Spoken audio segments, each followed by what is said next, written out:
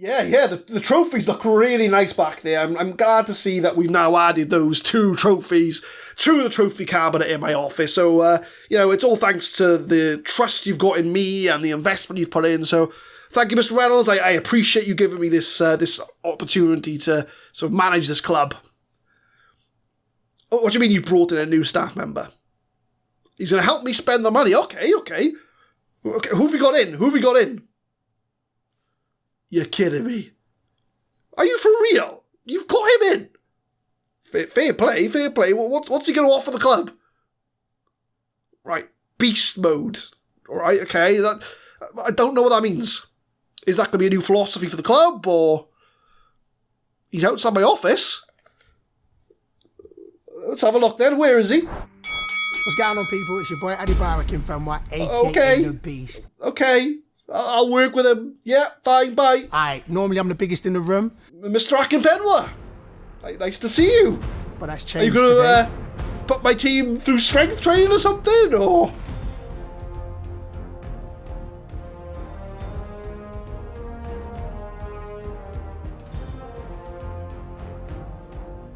What's going on, guys? My name is Adam, I am a Super Swan, and welcome to episode 25 of the FM21 Deadpool Diaries, a transfer special as we prepare for life in the Championship. And we're going to first of all go through the end of season rewards, the end of season review for Wrexham as we won the League One title and the Papa John's Trophy. So let's have a look through the new arrivals. Who was signing of the season? It was Riddell Richards was signing of the season. He had 23 goals, 1 assist, 6.69 or 6.96 average rating. I expected a bit more, if I'm honest. He went through hot and cold spells, did Riddell Richards. But if we sorted by average rating, who was the highest by average rating? Emmanuel, Baptiste, Richards, Walton, all good players. So hopefully I can keep... I want to try and get Baptiste back for next year. Walton, maybe, unless I can find a better goalkeeper. But Riddell Richards, he was the signing of the season. Let's have a look. A season to remember. We came first in League One. 7,500 fans. The home attendance is going up. I have a feeling that by next year, that'll be up a lot more as we play in the Championship. Riddell Richards, top goal scorer there. The FA Cup, of course, we lost to Man City 1-0. A good performance, to be fair. Considering that they are a Premier League team and got loads more money than us. We did well to only get a 1-0 loss in the 4th round. Carabao Cup, we lost to another Premier League team in Burnley. We took them all the way to penalties and, of course, lost. But we've only won 1 penalty shootout of 6 in this save. So that was to be expected. And then, of course, we won the Papa John's Trophy. We won every single game, and we managed to lift that trophy. And we've had free pizza for life, courtesy of Papa John's. Biggest win of the season, 6-1 win over Plymouth. A match to remember was the Colchester game we got promoted against, which in all fairness, Emmanuel scored an absolute screamer in that game. And the goal of the season was Max Robson. So let's have a look at that goal together. Let's see if this is a goal that is goal of the season worthy. So let's watch this together and see whether or not it was a decent goal of the year. Starts from a throw. Jewel beats his man. Slides. Robson picks it up. Oh, it's a screamer. Yeah, fair enough. Yeah, that's a fair goal of the season, I would say. Done well there, Robson. I'm still undecided whether I'm going to keep him on, but we'll see on that one, to be fair. Reputation's gone up by half a star, so we're getting there. We're climbing the reputation ranks. All of our annual revenue's gone up. Sponsorship went up by over 100 grand, as did broadcast revenue. Facility, corporate went up. We got a lot more competition prize money. The Papa John's Trophy's probably the main source of that, alongside that FA Cup against Man City. Match day's up by 200 grand. Richard at the top selling shirt, List Phillips 3rd, Ainley 4th, and Liam Cullen got 5th. Random, but he came in for 3 games, done his ankle in, and he's probably going to be released at the end of the year. So the Liam Cullen experiment didn't quite work. Team of the year, we got Walton in goal, Bramall, Wright, Baptiste and Emmanuel. my first choice backline, I would say. Barlow, Phillips and Butcher. Yeah, again, my first choice midfield. Jewell gets in ahead of List, which is quite surprising. I would have thought List scored, 16 goals last year? And he didn't get in Team of the Year. I don't trust this Team of the Year. I just don't trust it. Ainley's on the right, Richards up front. The rest of it makes sense. I mean, I like Mark Jewell, but I think Elliot List deserves a place on that left-hand side. The Accolades, we won Manager of the Month quite a number of times towards the start of the year. I won League 2 Manager of the Year. I mean, we can't add it to the trophy cabinet, but it's still personal accomplishment for me. Baptiste won Fans Player of the Year. Decent shout there. Koike, Young Player of the Year. Yeah, Koike was decent. Richards, signing of the season. Goal of the season was Max Robson. None of these are surprises. And we had a few record breakers in Christian Walton. 32 clean sheets for him. 8 player of the matches for Richards. And fastest goal in 43 seconds. And the summary is history in the making. A remarkable season for Wrexham. Started superbly, never let up. They are deservedly going up. 1 league title and 1 Papa John's trophy. That spell of football at the start of the season was the making of Wrexham. It really set them up for success. So that is our end of season review. Best 11 updates to the team of the save. We've got Walton in there, Robson, Joe Wright, Baptiste are in the side, but the starting 11 is Walton in goal, Bramall, Kelleher, Jack Lee making it, Kane Wilson on the right, Gilmore and Phillips in the midfield, and it's 4-2-3-1 surprisingly. Jewell on the left makes it into the side, Richards playing attacking midfield, I guess you've got to fit him in somewhere, Jordan Davis on the right, NAR up front. I mean, if you look at this side, the likes of Jack Lee, Kelleher, Gilmore, Davis, NAR, I don't think they're going to have much future at this club going forward, but we remember the good times. That is the season review we've just gone through. Club vision and expectations. What does Ryan Reynolds expect of me for this season coming up? So we want to avoid a relegation battle. I think that's pretty fair from Mr. Reynolds. He wants to play defensively solid football, which I can't get rid of, direct football, and counter-attack. I don't really want to play direct, if I'm honest. I'll leave counter-attack, but I don't want to play direct. So I'll try and take that off if I can. Sell players for profit. I will leave it on. I only want to take one thing out. So I just don't want to play direct football. Can I take that off? Please, Mr. Reynolds, can I take it off? I don't want to play direct football. Will he let me take it off? No, he's not letting me take it off. He wants me to play direct football, which, because we play Gegenpress, I don't think that really matches up, to be honest with you, but that's the aim for next season, avoid a relegation battle. So, right, we've got to be careful what we tell the players here, because I want to tell them that we're going to be bringing in new faces, but we are going to try and avoid a relegation battle. So let's have a look. I think this is it. You've all done superbly to achieve promotion. You must understand that I have to strengthen the squad if we are to avoid getting into a relegation battle next year. That's the one I want. And they all seem alright with it. Yep. There we are. They understand. We're not going to make any promises. So the players they know that we're going to bring in new players next year. So that's good. So hopefully we shouldn't see any upset players next season. Right, team report. This is the important bit. Let's see what our squad depth looks like.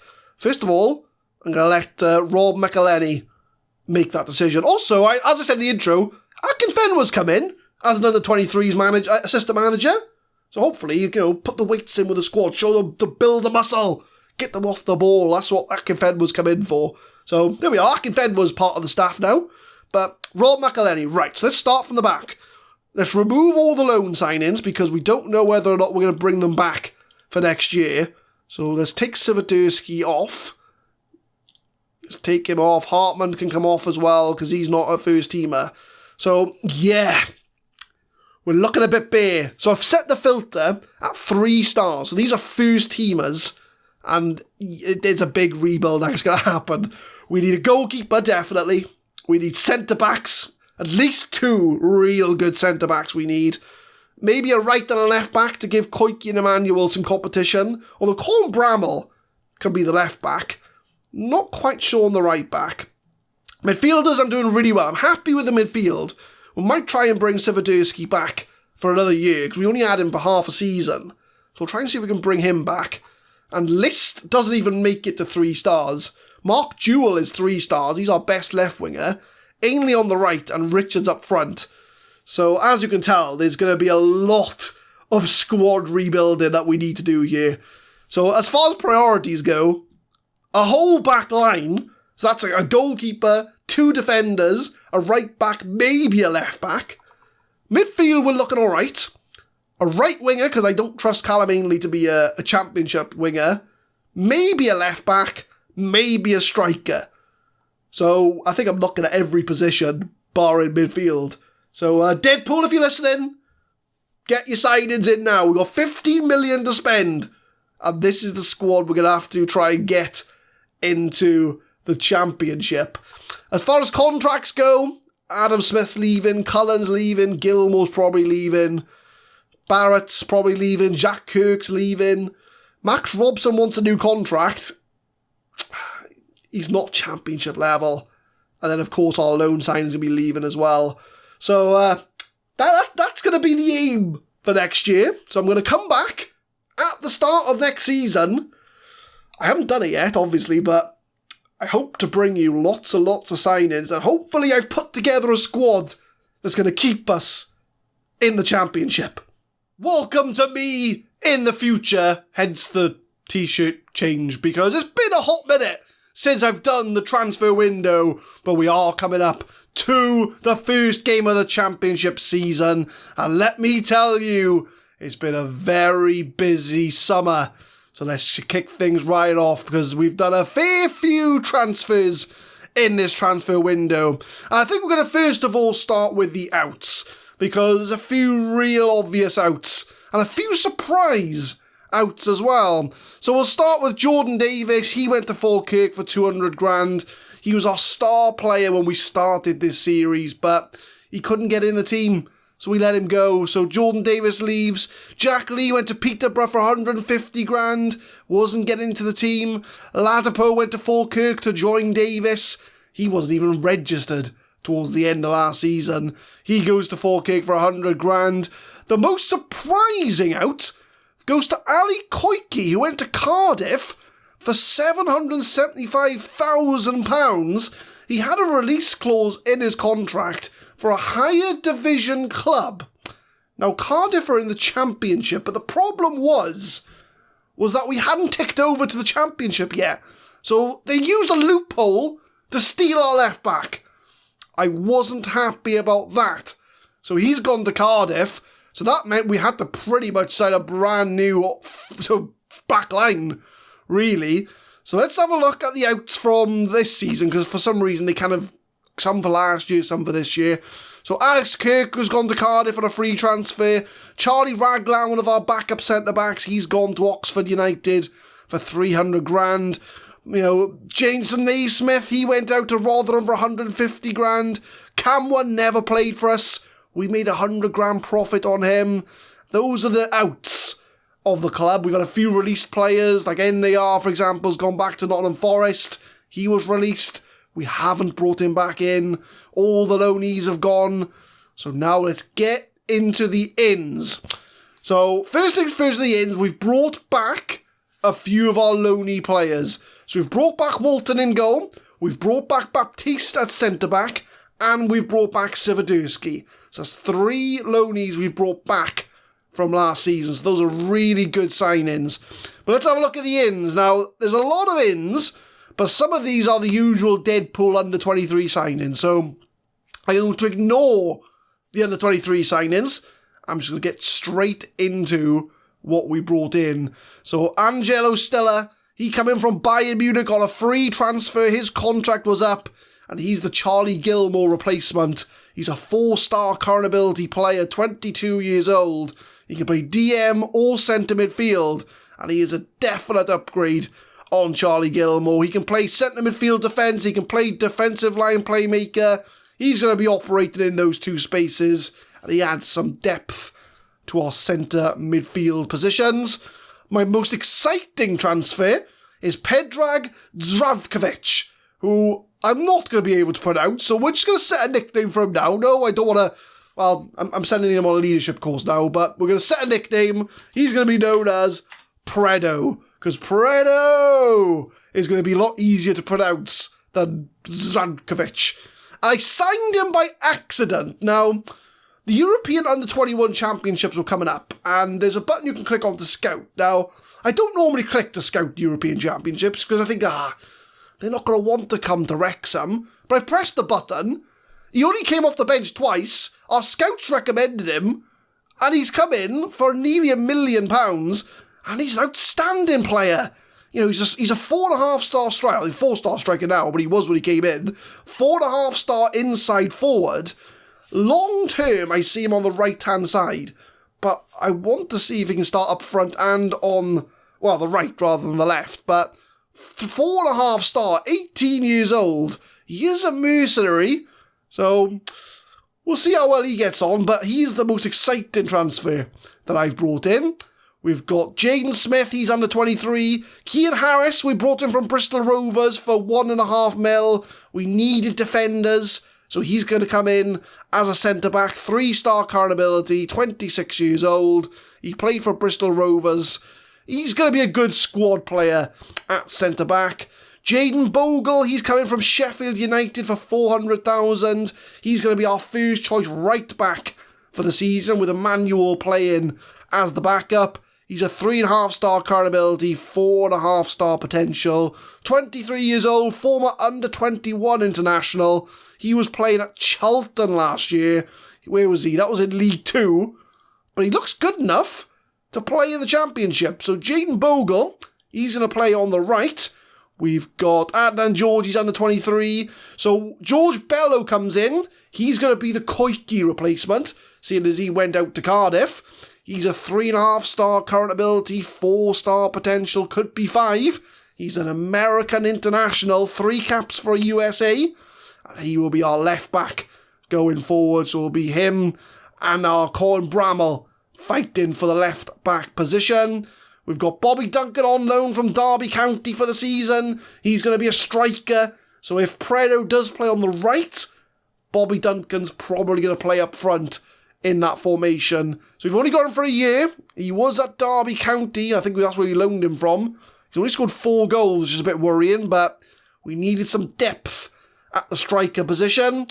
Ben Hall, he's an under-23. Charlie Good, we've brought him in. He was released by Swansea, so he comes in to be a squad centre-back. So that's 2 centre-backs we've brought in now alongside with Baptiste. So he's going to be a 3.5-star current ability, 3.5-star potential. He's probably going to rotate in and out of the squad.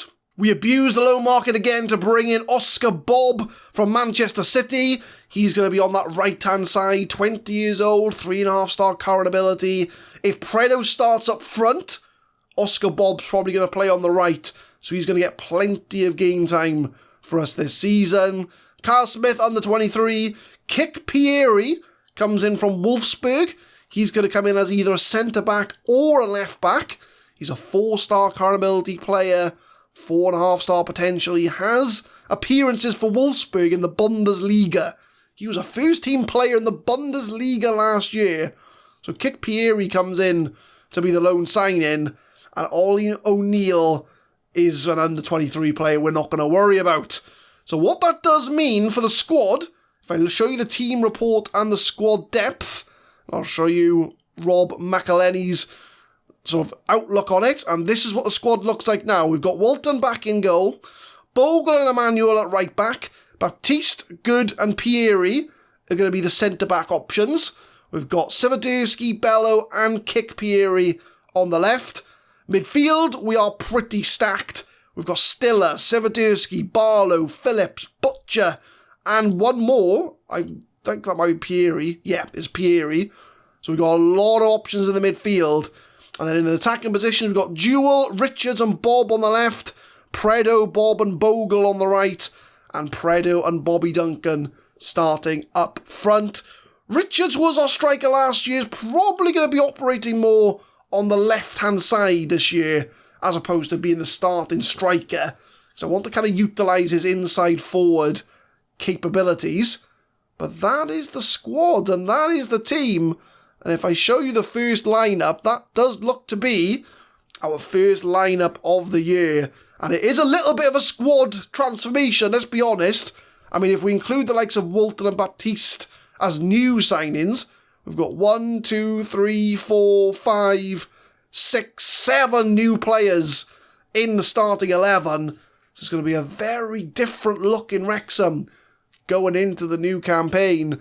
And the last thing I'll show you before the end of the episode is the season preview. So this gives us an idea of how well we've strengthened and where the media think we are going to finish. And they think we're going to finish in 9th place in the league. And Predo is in the team 11. So Predo could turn into a special player at Wrexham. And the fact that we're predicted to finish 9th, and the board want us to avoid relegation, to be fair, I just want to not get relegated. If I can avoid getting relegated, we'll class this as a successful season. So I will end the episode there. Transfer window is still in play, but I think we've done most of our business already, and I'm really looking forward to the likes of Predo, Oscar Bob, Stella in the midfield. There's a few real good players at the club, and if we can avoid relegation, we could build something special in the Championship. Well, leave a like if you enjoyed, guys. Subscribe to the channel for more Football Manager 2021 content. We will be uploading Deadpool Diaries every Monday, Wednesday and Friday, 6 PM GMT. And tune in next time as we start our first season in the Championship. Will we stay up? We may find out next time, but we'll get a bit of an idea of how good the squad actually is. Thank you very much for watching.